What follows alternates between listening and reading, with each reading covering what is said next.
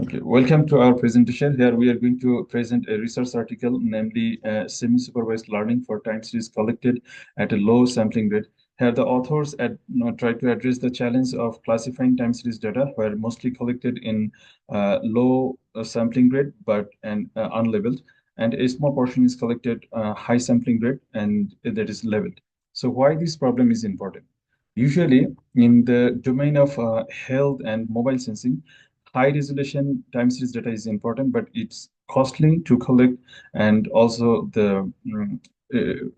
I mean, research intensive to collect also. So, however, low resolution data is easy to gather, but it suffers from accuracy degradation due to its periodicity blur and phase shift. So here is an example of a periodicity blur. In the high resolution or high sampling data, we can see the two data are dissimilar, but when you convert it into low sampling rate, it gives us a similar result.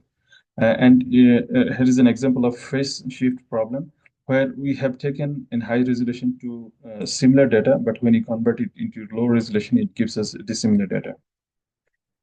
Now that brings the problem description where the authors says that in the problem we'll take the input, the labeled high sampling rate data and the unlabeled low sampling rate data U low as input. And the goal of this problem is to learn a model M that outputs the cross probabilities of U low. So to address this problem, the authors proposed a framework called Semi-TSR framework, which stands for Semi-Supervised Time Series Super Resolution Framework. It mainly consists of two deep learning neural network, reconstructor and classifier. So the reconstructor upsamples the low sampling rate time series data to match the high sampling rate data. It uses the context-aware attention mechanism to perform better than the other reconstructors.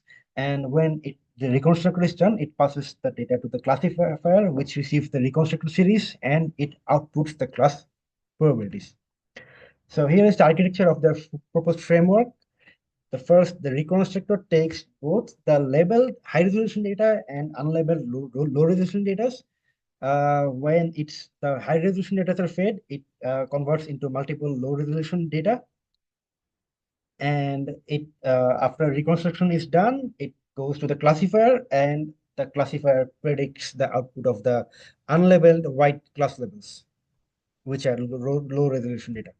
So the results, the test authors tested on 14 datasets, 4 benchmark dataset, and 10 dataset from UCR time series, and their model performs remarkably well rather than other semi-supervised learning methods.